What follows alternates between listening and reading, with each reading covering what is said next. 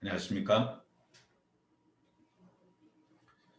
지난 중등부, 고등부 개원 설명회를 두 차례 진행을 했습니다.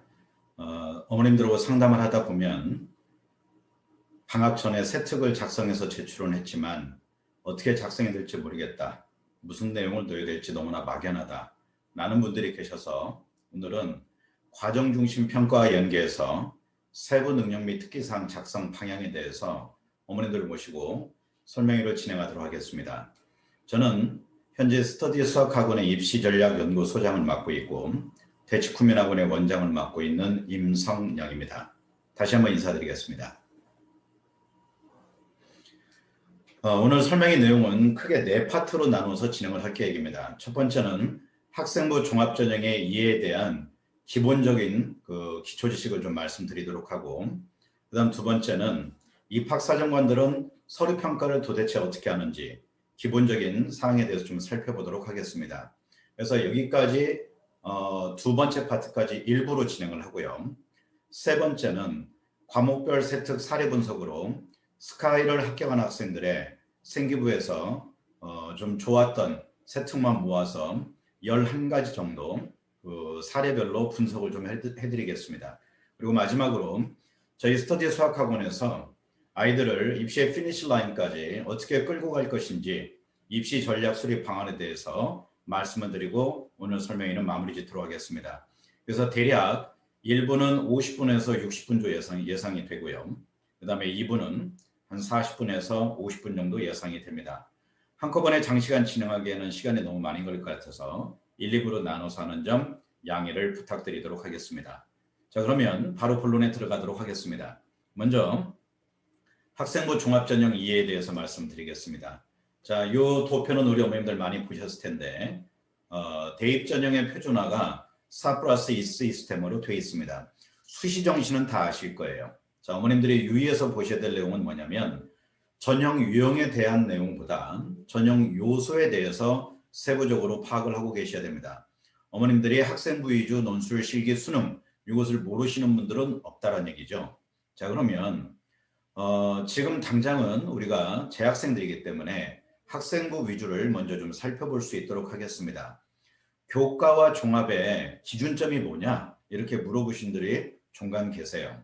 자, 교과와 종합은 내신 반영 비율로 따져볼 때 50을 기준으로 상회하게 되면 교과 전형으로 보시면 됩니다. 그리고 그 밑으로 내려가게 되면 종합 전형으로 보시면 된다는 얘기죠. 그러면 어머님들이 일반적으로 인식하는 사항은 뭐냐면 내신이 안 좋으면 수시 전형을 쓸 수가 없다 이렇게 인식을 하시는데 결코 그러지는 않습니다. 물론 내신이 차지하는 중요도는 더할 나위 없습니다만 이 학생부 교과 전형을 먼저 말씀드리면 내신을 중심으로 하겠죠. 그러나 여기에 면접도 있고 또 수능 최저학력 기준이 적용이 되기 때문에 물론 없는 전형도 있습니다. 그러나 교과 전형 같은 경우에 상위권 학교는 보면 대부분의 학교들이 최저를 걸고 있다는 얘기죠.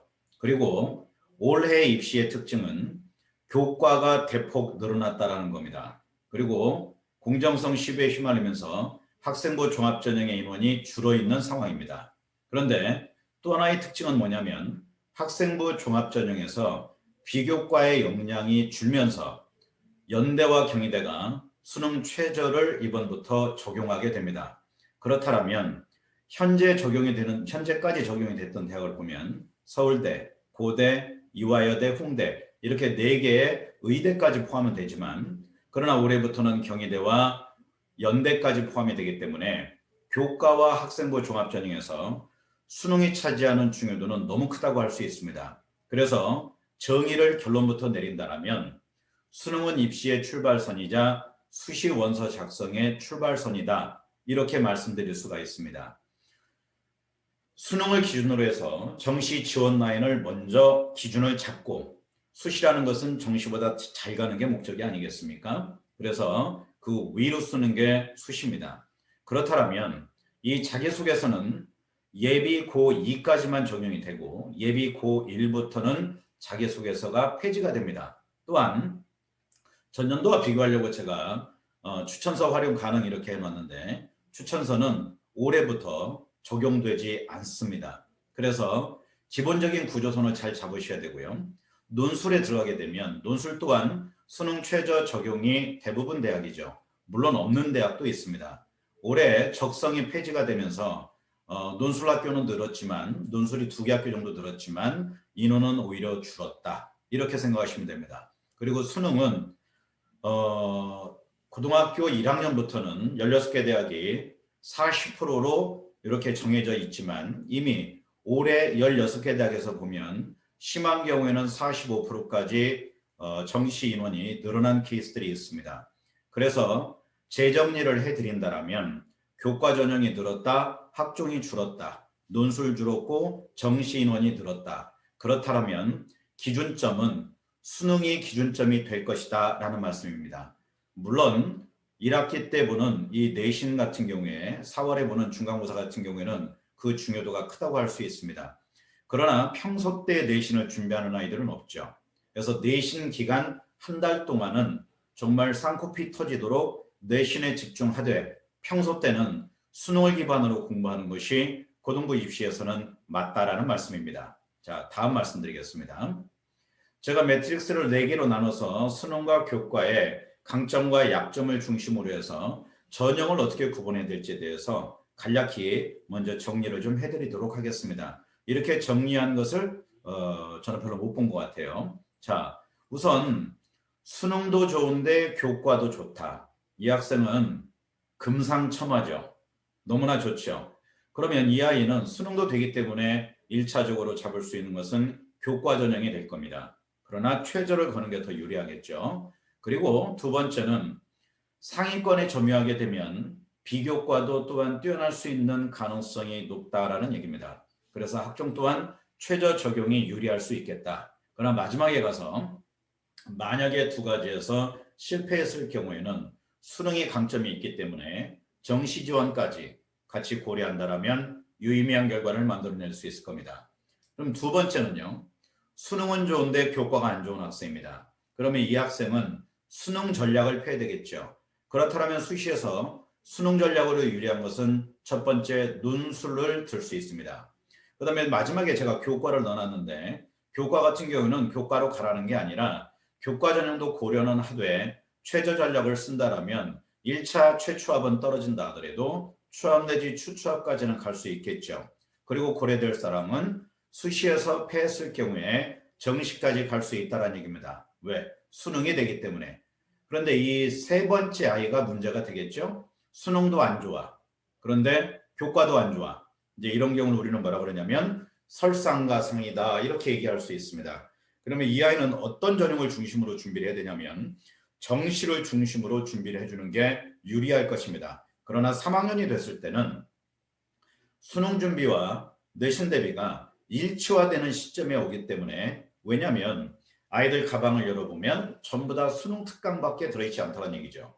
그러면 수능 대비 이퀄 내신 대비가 되는 시점에 도달한다는 얘기죠. 그래서 수능이 올라가게 되면 내신도 같이 올라갈 수 있다. 그런다면 정시를 고려하되 수시에서 나머지 전형도 같이 고민을 해볼 수 있겠다는 얘기죠.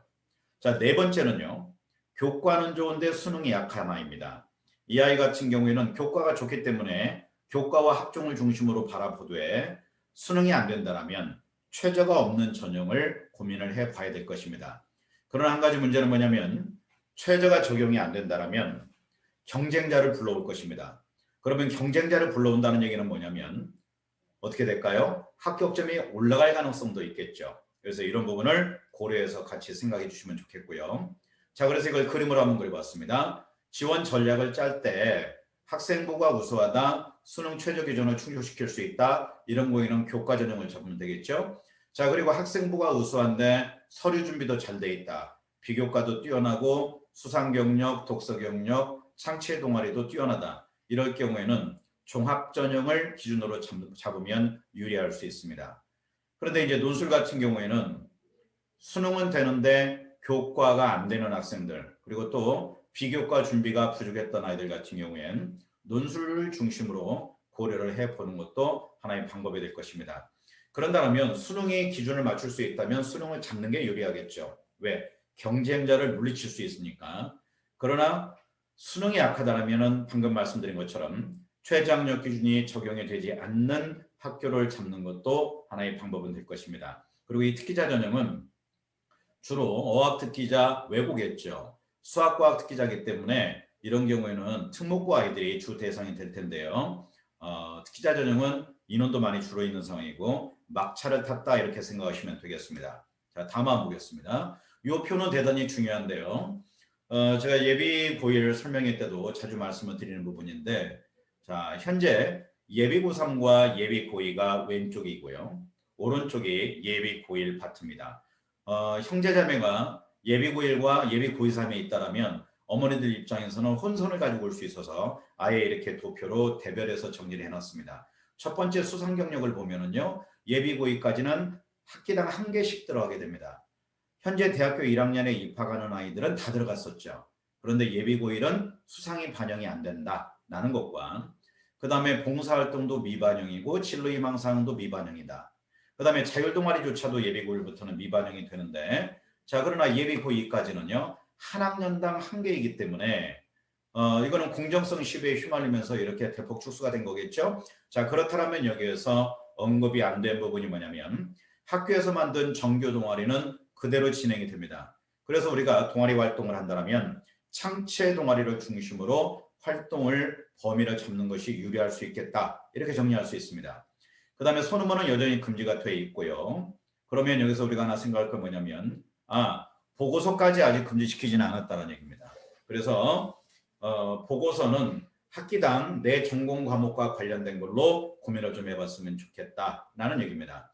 그리고 독서활동은 드린 말씀이 많은데 미반영이 된다 그래서 안 해도 된다라는 게 아닙니다. 독서는 모든 공부의 기본이 되고요. 독해력이 확보가 안 되게 되면 어휘력이 확보가 안 되겠죠. 그러면 국어를 할 수가 없겠죠. 작문을 읽어낼 수가 없지 않습니까? 더군다나 독해력이 약한 아이들은 영어에 가면 빈칸 추론에서 어려움을 겪는 사태가 있습니다. 또한 수학에서 21번, 29번, 30번 이 킬러 문항은 결국에는 사고력 문항 아니겠습니까? 그래서 문장지 문제로 문항이 길기 때문에 문제를 이해를 못해서 못 푸는 경우가 많이 있을 수 있겠다는 얘기입니다. 그래서 최소 한 달에 2권은 읽자. 2주에 한 권은 읽어야 되지 않겠느냐라는 얘기입니다. 그래서 기준을 잡자라면 내가 전공을 하겠다는 어떤 과목을 전공을 정했다라면 공통독서와 전공독서로 구분해서 공통독서는 6 정도, 그 다음에 전공독서는 4 정도, 1, 2학년 때 기준에 그렇습니다. 그리고 2학기 넘어가면서부터는 3학년 때는 전공을 중심으로 기준을 잡고 공통독서를 줄여가면 괜찮겠다라는 얘기입니다. 그리고 이 독서활동은 미반영된다 하더라도 세특에서 수업에서 발생했던 의문을 중심으로 독서에 연결해서 보고서를 작성한다거나 발표를 한다거나 아니면 에세이를 한다거나 다양한 어떤 세특의 범위를 잡을 수가 있기 때문에 독서는 모든 공부의 기본이 된다 이렇게 말씀드릴 수 있겠습니다. 그리고 기재 분량은 참고하시면 되겠고요. 수능 위주가 확대가 된다는 것은 제가 앞에 2차례 설명에서도 이 부분은 너무나 크게 강조를 했습니다.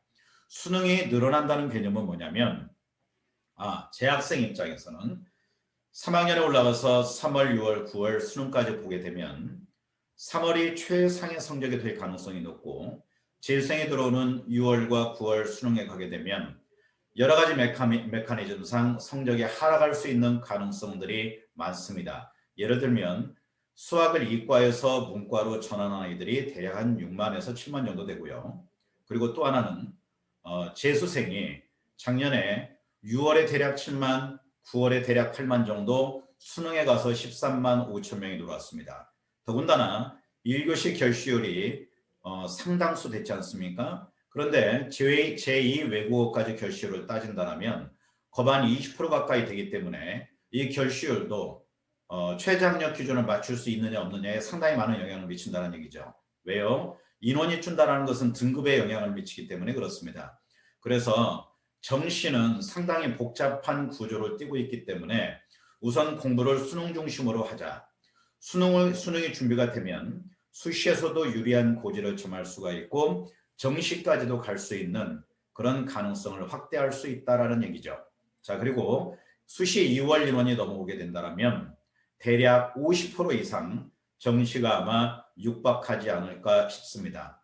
그리고 우리 예비고일 아이들이 입시를 치르는 시점에 가서는 자소서가 폐지된다는 거 어머님들 참고하시면 되겠고, 올해 고려대학교를 비롯해서 몇몇 학교들이 자소서를 이미 폐지시켰습니다. 참고하시기 바랍니다. 자, 그러면 경희대학교에서 입학사정관들을 대상으로 설문조사를 했는데 뭐가 제일 중요하냐, 그리고 어떤 것이 좀 덜 중요하냐라고 이 설문조사라는 결과를 한번 말씀드리겠습니다.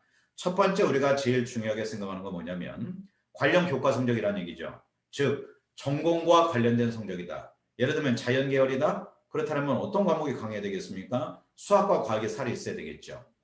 그리고 인문계열은요, 영어와 국어, 탐구가 살아있으면 좋겠죠. 자, 그래서 전교과보다는 관련 교과의 성적이 중요하다는 것이고, 두 번째는 면접입니다. 한 10분 정도, 5분 정도만 아이들 모의 면접을 시켜봐도 그 아이가 가진 지적 한계를 알 수가 있다는 얘기죠. 그래서 10분에서 15분 정도 면접을 하게 되면 다 드러난다고 보시면 됩니다. 그 다음 세 번째는요, 학생부 교과 활동이고요. 창체 활동을 비롯해서 다 들어가겠죠. 네 번째가 비교과가 들어가는 겁니다. 자, 우리는 이제 이 비교과가 축소되고 있는 상황이기 때문에 그런다면은 뭐가 중심이 될 수 있겠습니까? 세특에 있는 교과 활동과 그 다음에 교과 성적이 중심이 될 거다라는 얘기죠. 다섯 번째가 전교과 성적입니다. 그 다음 여섯 번째가 자기소개서인데, 그러면 자기소개서는 중요하지 않냐? 물론 경우에 따라서는 그렇게 바라볼 수도 있겠지만 잊지 말아야 될 부분이 있습니다. 자기소개서를 잘 쓴다고 합격하는 건 아니지만 자기소개서를 못 쓰게 되면 떨어질 수 있다는 얘기죠. 그래서 자기소개서는 구조를 잘 잡아서 잘 써야 된다는 얘기입니다. 그 다음에 일곱 번째가 교사추천서인데, 교사추천서는 지금도 평가 요소는 아닙니다. 그러나 종교와 관련된 대학에서는 역할이 좀 중요해질 수 있겠죠. 마지막에 수능 최저인데 이 수능 성적은 학종 같은 경우에 대부분 대학이 최저학력 기준으로 적용을 안 하고 있기 때문에 아까 말씀드렸던 몇몇 대학만 적용이 된다는 얘기죠. 그래서 마지막 순위에 와 있다, 이렇게 바라볼 수 있겠네요. 그럼 우리 어머님들이 잊지 말으셔야 될 건 뭐냐면 목적 없이 학교에서 부지런 떨어서 이것저것 다 한다고 생각하는 문제가 아니라 한 목적적으로 학교 생활을 하는 게 맞다라는 얘기죠. 그래서 어떻게 하자? 입시를 중심으로 고교 설계를 하는 게 맞다라는 말씀입니다. 그래서 이 부분은 차후에 하나씩 또 정리하면서 설명해서 말씀을 드리도록 하겠습니다. 자, 다음에 이제 이 부분은요, 평가 역량과 학교생활 기록부의 상관관계를 정리를 해본 것인데, 이쪽 왼쪽에 있는 그 평가 역량의 네 가지 요소가 이게 세특과도 관련이 돼 있다는 얘기죠. 자, 예를 들어서 학업 역량은요, 자기소개서 1번에 관련이 돼 있습니다. 그 다음에 2번은 전공적합성이고요. 3번이 인성, 4번이 발전 가능성인데 이건 대학의 자율문화이겠죠. 그럼 우리가 생기부에서 바라볼 때 이 학업 역량과 관련된 부분은 바로 지식을 말합니다. 그 다음에 두 번째 전공적합성과 관련된 부분은 역량을 말하고 있죠. 인성은 태도를 말합니다. 그러면 안에 두 개가 내향이라면 밖에 두 개는 외향이라고 바라볼 수 있지 않겠습니까? 그러면 학업 역량이 뛰어난 학생들은 발전 가능성도 높다고 볼 수 있겠죠. 그래서 이 상관관계를 보면은요, 저희가 그림 그리는데 엄청 시간 걸렸습니다. 학업 역량은 수상, 창체, 교과, 독서, 행특 모든 영역에 다 연결이 된다고 볼 수 있습니다. 전공적 합성 또한 마찬가지 상황이고요. 그런데 인성은 출결 상황에도 연결이 됩니다. 왜요? 출결이란 건 그 아이의 성실성의 담보가 되지 않겠습니까? 그래서 이 부분은 참고를 하시면 되겠습니다. 자, 이렇게 연결되어 있으니까 잘 한번 살펴보시고요. 다음, 이 서류의 연관관계에서 학교생활기록부와 자기소개서, 면접의 이 세 가지 카테고리를 제가 정리를 했는데, 학생기록부는 쉽게 예를 들자면 우리 부모님들이 시장에 가서 요리하려고 재료를 사왔죠? 그러면 재료라고 보시면 됩니다. 그러면 자기소개서는 뭐냐면 요리죠. 간도 맞추고 양념도 하고 이런 과정이 될 것입니다. 그럼 면접은 뭐냐면 맛이 있나 없나 먹어봐야 되겠죠? 시식 과정이라고 쉽게 예를 들어 드릴게요. 그러면 앞에서 생기부에 있는 내용, 그 다음에 자소서에 있는 내용들의 진위 여부, 그 다음에 이 학생의 어떤 역량에 대한 부분, 그 다음에 지적 관계, 이런 것이 드러날 수 있겠죠. 그래서 이 세 개의 연결고리를 같이 상관관계로 한번 살펴보시면 되겠습니다. 자, 이 부분이 개정된 학교생활기록부의 양식입니다. 그래서 참고해서 한번 보십사하고 올려놨으니까 살펴보시기 바라겠습니다. 자, 다음 살펴보겠습니다. 자, 이 부분이 이제 자소서인데 왼쪽 라인이 현재 고등학교 3학년 아이들이 이제 대학교 되는 아이들이 있죠. 이 아이들이 치렀던 것이고요. 올해 예비 고3부터는 오른쪽 라인에 있는 2022 자기소개서 문항 이렇게 써 있지 않습니까? 이 부분이 적용이 될 것입니다. 그럼 1번은 말씀드린 바와 같이 학업의 기울인 노력 학습 경험이죠. 이게 학업 역량입니다. 두 번째는 교내 활동에서 배우고 느낀 점이 있죠. 자, 이거는 뭔가요? 전공 적합성이 되겠죠. 세 번째는 배려 나눔 협력 갈등이 있는데 이 부분은 뭐가 될 것이냐면 인성 영역이 됩니다. 배려와 나눔은 봉사를 얘기하는 것이고 협력과 갈등은 리더십을 얘기합니다. 그래서 이 두 개의 카테고리를 나눠서 배우고 느낀 점이 다 들어가 있죠. 자, 이 세 개 문항의 공통점을 찾으면 배우고 느낀 점이 다 들어가 있다는 얘기입니다. 이거는 뭔가요? 아이의 성장을 얘기하는 거고 지금 개정이 되어서 진행이 되는 학생부 평가 요소 내용들에는 바로 이 배우고 느낀 점을 통한 학생의 변화와 성장이 누가기록으로 기록되게끔 되어 있습니다. 그래서 이 부분이 다 연동구도로 맞물려서 돌아가고 있다는 거죠. 그런데 변경이 되는 자소서의 문항을 보면 1번과 2번이 합쳐져서 1번 문항이 됩니다. 지원 동기, 학습 경험, 교내 활동 이렇게 세 가지가 나와 있죠. 자, 두 번째 문항은요. 2번과 3번이 합쳐져서 2번이 된 겁니다.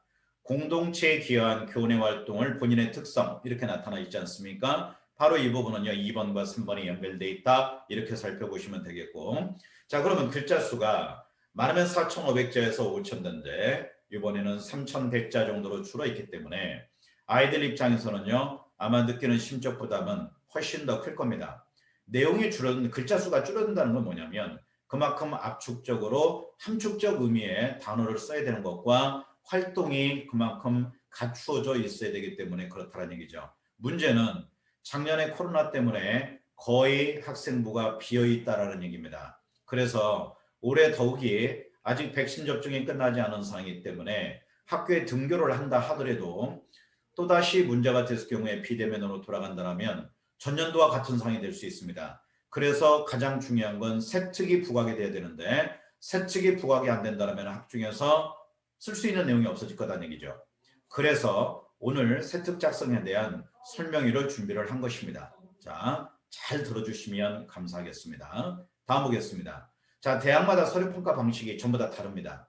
제가 설명회를 진행하다 보면 어머니들 불만이 뭐냐면 왜 서울대고대 연대만 얘기하냐 이거예요. 그러면 사실 1등급, 2등급 해봐야 4%에 11%니까 15%밖에 안 되는데 상위 15%를 위해서 대학이 존재하는 건 아니지 않습니까? 그래서 저는 상위권도 봐야 되겠지만 중위권, 하위권에 맞는 설명회를 급간별로도 따로 준비를 할 예정입니다. 자, 서울대를 한번 보십시오. 학업 역량, 태도, 그 다음에 학업의 소양, 최종 서류 평가에서 4개 섹터로 나눠서 평가를 하게 되는데 서울대는 7등급으로 평가를 해요. 그리고 학업 태도는 3등급으로 하고 마지막에 최종 서류 평가는 또다시 A뿔부터 해서 D까지 7등급으로 평가하게 됩니다. 그런데 다른 대학들을 한번 볼게요. 자, 여기서 유심히 보셔야 될 부분이 있습니다. 고려대학교와 건국대를 한번 보십시오. 계열적 합성을 고려대 거를 보면 학업 역량보다 전공적 합성이 높습니다. 그리고 건대 자기 추천 전형을 보면 역시 마찬가지 전공적 합성이 더 높다는 얘기죠. 그러나 학업 우수형과 학교 추천 전형을 보면 학업 역량이 전공적 합성보다 훨씬 더 높다는 얘기입니다. 그러면 이거는 뭘 말하냐? 아이가 강점이 있는 역량을 찾아서 어느 부분이 강한지를 찾아서 전형을 잡아줘야 된다는 얘기죠. 뭐 일반 고면 학업 우수형이고 그 다음에 특목 고면 계열적 합형이고 이렇게 바라볼 문제가 아니라 어느 영역에 우리 아이가 강점이 있느냐라는 얘기죠. 그래서 이런 기준점을 한번 잡아보셨으면 좋겠다 싶어서 이 대학별 서류평가 배점 방식을 한번 넣어봤습니다. 자, 다음에요. 이 부분을 보시면 우리 어머님들이 놀라실 수 있는데 이거는 19년도에 민주당 의원실에서 나온 자료를 그래프화 시켜봤습니다. 자, 문제는 뭐냐면 고교 유형별 세특 미기재 이렇게 제목을 달았는데 실제 학생부를 열어보면 학생부가 비어있는 경우들이 있습니다. 그 얘기는 뭘까요? 수업에 참여를 안 했거나 수업 때 잤다는 얘기가 되겠죠.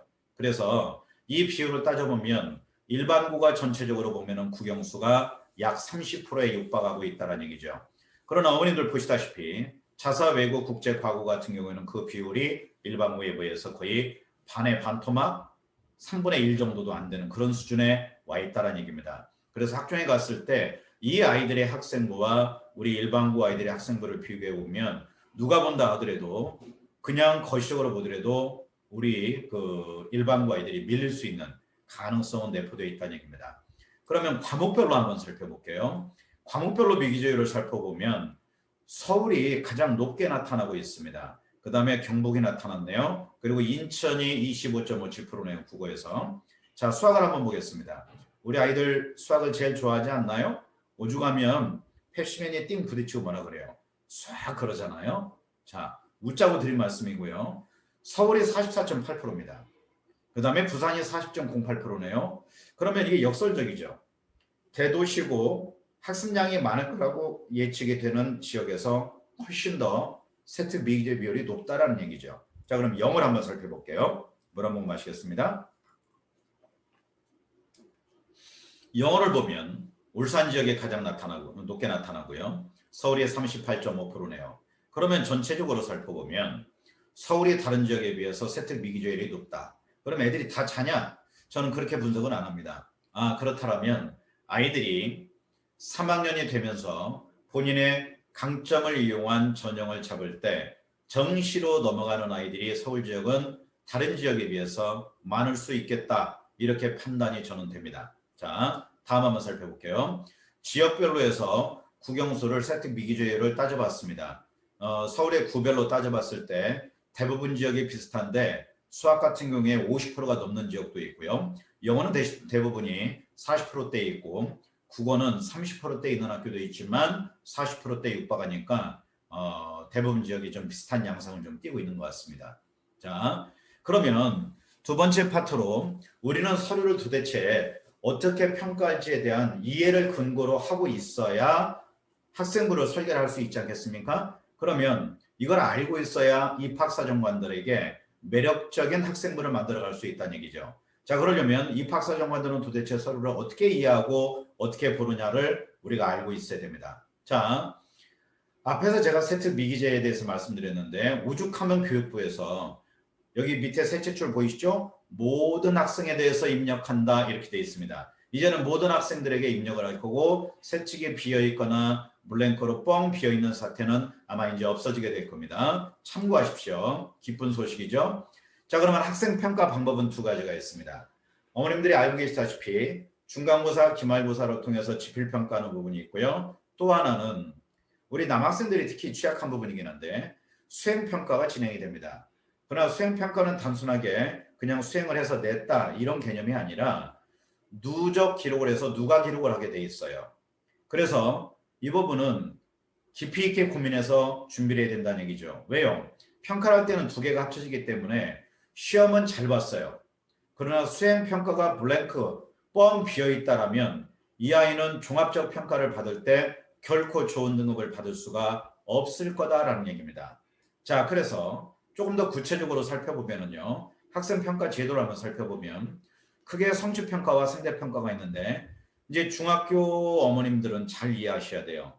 예비 고1이 돼서 4월 달에 고1 중간고사를 보고 나면 아이들이 상당히 큰 충격을 받게 됩니다. 왜냐하면 중학교 때 나는 못하지 않았어요. 모든 과목이 90점이 넘어서 올 A를 맞았고 그리고 잘한다고 생각했는데 고등학교 올라가서 시험을 보고 나니까 생각지도 못했던 성적이 나오는 경우의 수들이 다반사라는 얘기죠. 뭐 심지어 4등급, 5등급까지도 떨어지니까요. 그러면 도대체 왜 이런 상황들이 벌어지느냐라는 얘기입니다. 제가 지난 설명회 때도 말씀드렸지만 어머님들의 입시에 대한 패러다임이 이제는 전환이 돼야 된다. 어떻게? 점수 논리에서 등수 논리로 바뀌어야 된다. 한 번 더. 점수 논리에서 등수 논리로 바뀌어야 된다라는 얘기입니다. 대학은 점수로 가는 게 아니라 등수로 가는 겁니다. 이 점 명확하게 인식해 주시기 바랍니다. 예를 들면 중학교에 3학년 1학기 때 성적을 근거로 말씀을 예를 들어서 드린다면 수학의 A등급, 즉 90점 이상을 맞은 아이들의 비율이 심하면 60%대 있는 학교도 있고요. 일반적으로 28%에서 한 35%에서 40%까지 갑니다. 그러면 한번 38%라고 예를 들어볼게요. 1등급 4%. 자, 오른쪽에 그림에도 있죠. 2등급 11%입니다. 누적하면 3등급 23%, 4등급 40%, 5등급 60%인데 38%라 하면 4등급에 육박하고 23%는 넘어가 있지 않습니까? 그런다면 90점대 초반에서 아이가 A를 맞았다면 이 아이는 이미 4등급대 대열에 포함이 되어 있다라는 얘기죠. 이거는 제가 시작도 안 했는데 아이들에게 악담을 하는 얘기가 아니라 매 해마다 벌어지는 사태이기 때문에 이제는 단순하게 90점이 넘었다의 개념이 아니라 심화 문제를 해결할 수 있게끔 깊이 있게 공부를 하는 게 중요하다라는 얘기입니다. 그러기 위해서는 절대적 학습량이 담보가 돼야 된다. 근데 문제는 고등학교 올라가다 하더라도 중학교 때 공부했던 패턴을 유지한 상태에서 공부하는 아이들이 많기 때문에 안 된다라는 얘기죠. 그래서 이제는 아이들조차도 옷을 갈아입을 수 있는 마음의 준비가 돼 있어야 되고 아이들도 패러다임을 바꾸게끔 해줘야 된다는 얘기입니다. 그래서 저희는 아이들에게 끊임없이 교육하고 아이들에게도 이런 입시 설명회를 진행을 해서 입시 역량을 좀 높일 수 있도록 하겠습니다. 박수도 없어요. 자, 다음 한번 볼게요.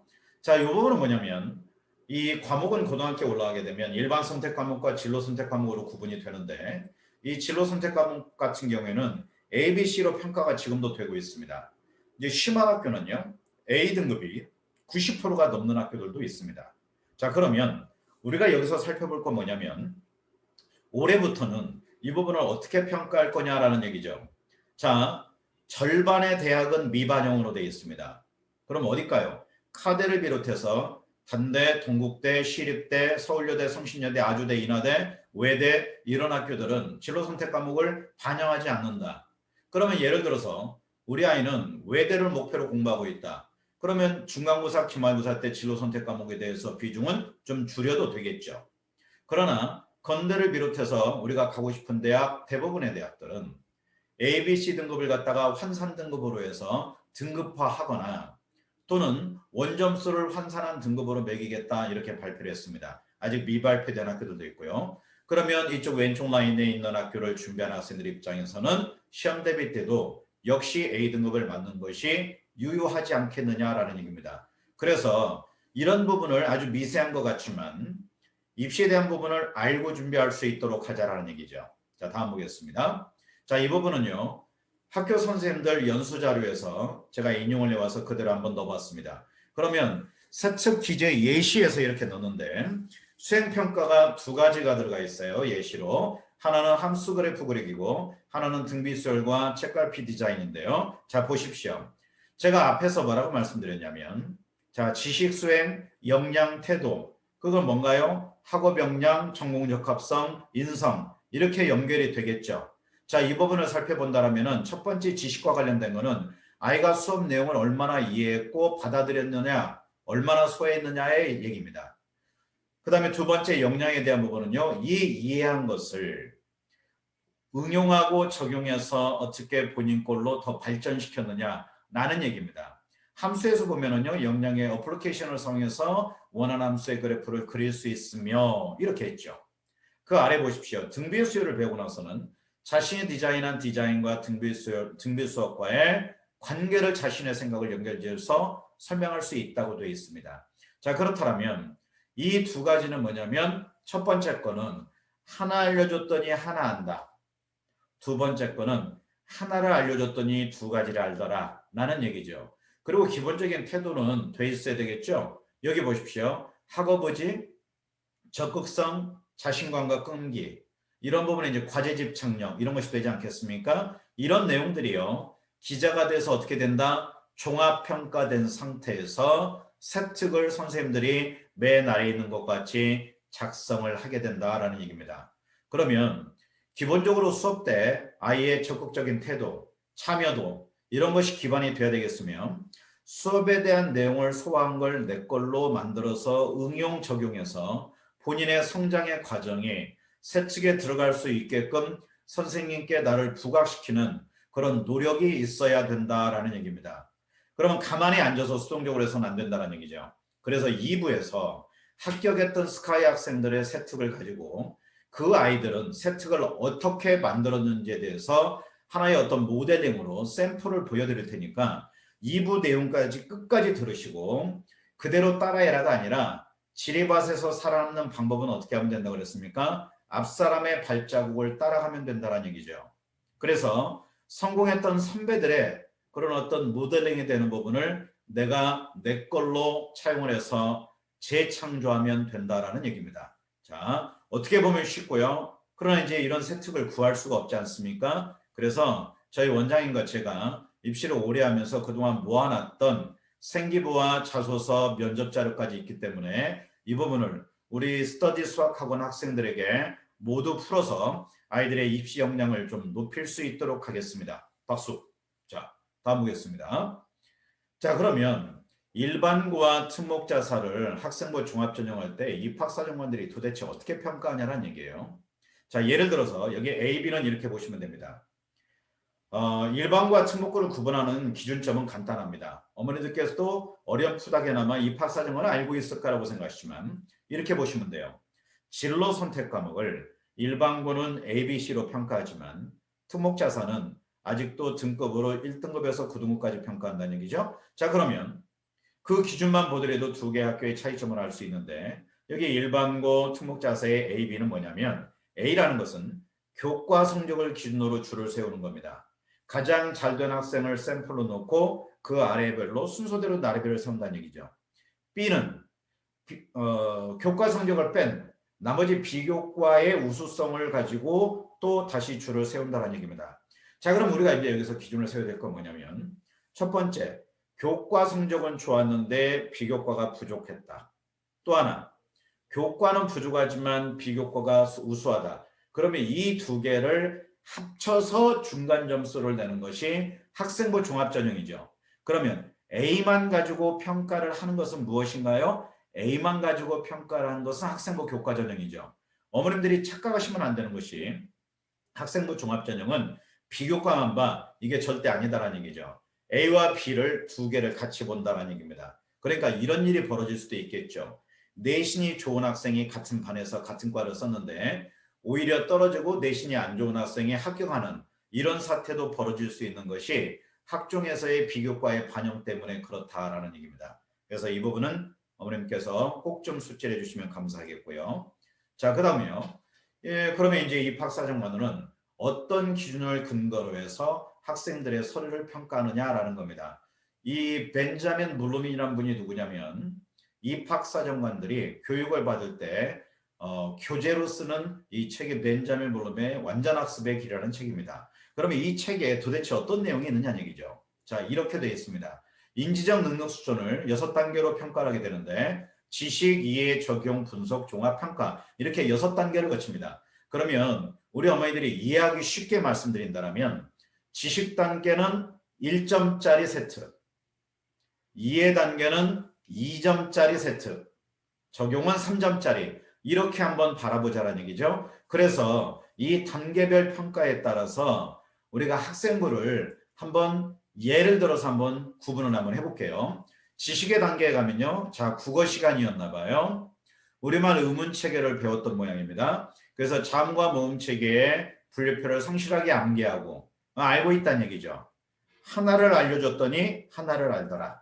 이게 지식의 단계입니다. 두 번째, 이해의 단계는요. 2차 함수 그래프를 그려보고 또 2차 방정식과 부등식과의 연계성을 말할 수 있으며 이해했는데 그걸 가지고 설명할 수 있으니까 하나를 알려줬더니 두 개를 알더라라는 얘기가 되겠죠. 자, 적용의 단계는요. 어떻게 될까요? 자, 풍화작용에 대해서 배웠나 봐요. 지구과학 시간에. 그랬더니 토양 유실을 추출하는 방안에 대해서 발표한. 그러면 대책을 본인이 만들어서 발표한 지식의 확장성이 드러나 있다는 얘기죠. 이 부분이 3점짜리 세특이다 이렇게 말씀드릴 수 있겠습니다. 자, 그러면 다음 단계로 가서요.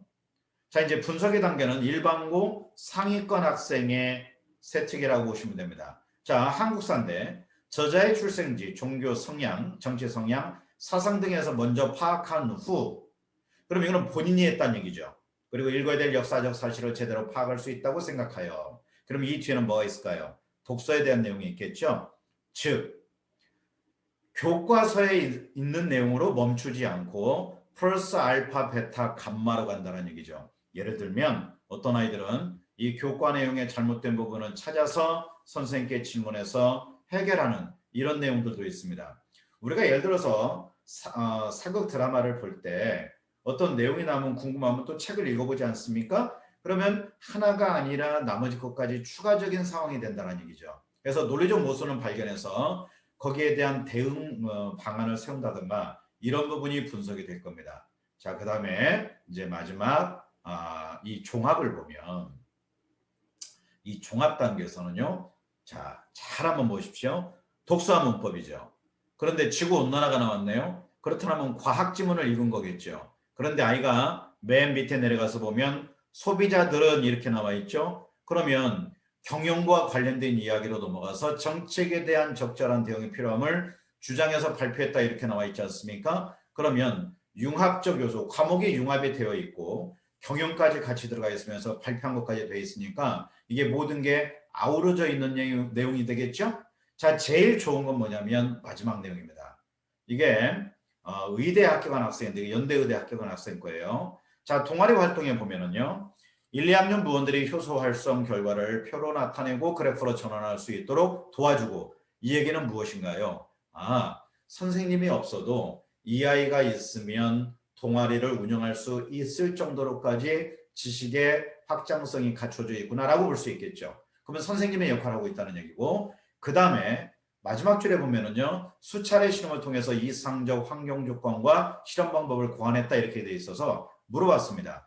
수차례 실험이라는 게 뭐니? 물어보니까 저학년 때, 1학년 때 어떤 실험을 하면서 해결이 안 된 부분이 있어서 원하는 결과가 안 나왔다 이거예요. 그래서 선배들한테 물어봤더니 선배들이 대답을 못 하더라 이겁니다.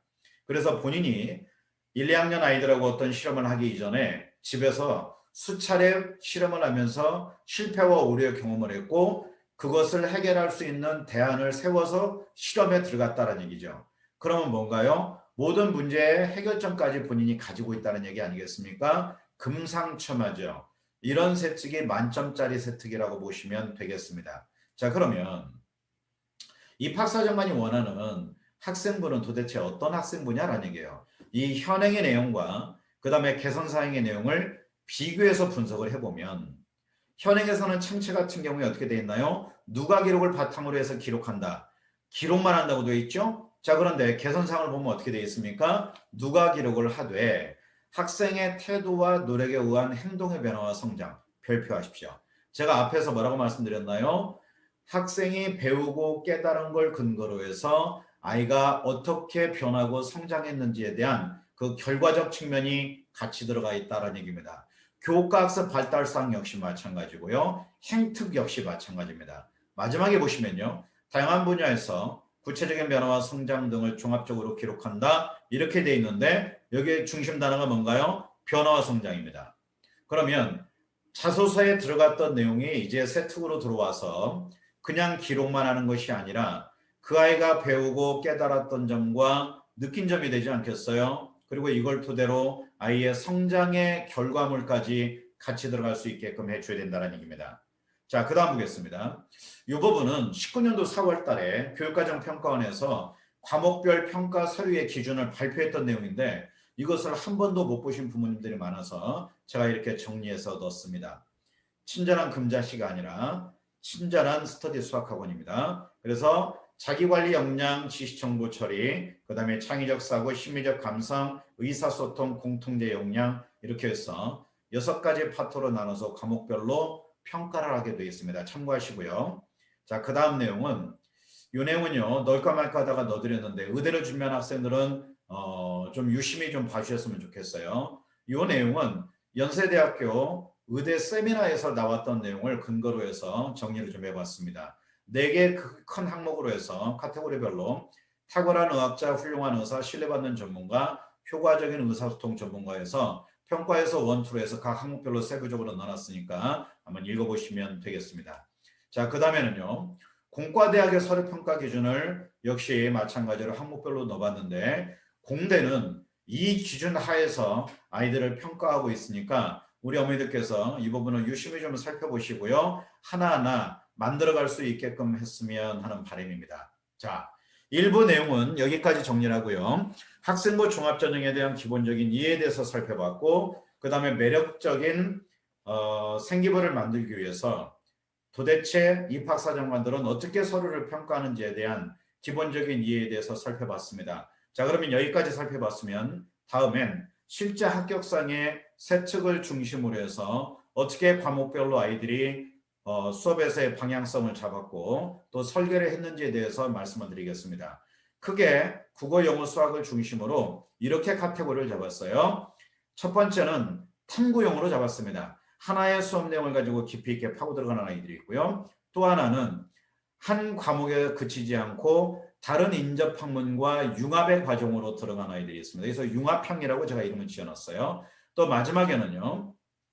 예를 들면 국어나 아니면 영어 같은 경우에 에세이를 쓴다거나 아니면은 테드로 간다거나 토론을 한다거나 아니면은 보고서를 쓴다거나 이런 어떤 수업 내용에서 연결이 돼서 아이가 성장 발전하는 어떤 확장성을 볼 수 있는 활동형이 있습니다. 이렇게 세 가지를 중심으로 11개 정도의 스카이 합격생의 세특을 중심으로 분석을 해드리고 저희 학원에서 앞으로 어떻게 관리할 건지에 대한 방향성에 대해서 2부에서 세부적으로 말씀을 드릴 거니까 2부에서도 꼭 함께 해주시면 감사하겠습니다. 장시간 동안 함께 해주신 어머님들 감사합니다. 잠시 후 2부에서 뵙도록 하겠습니다. 감사합니다.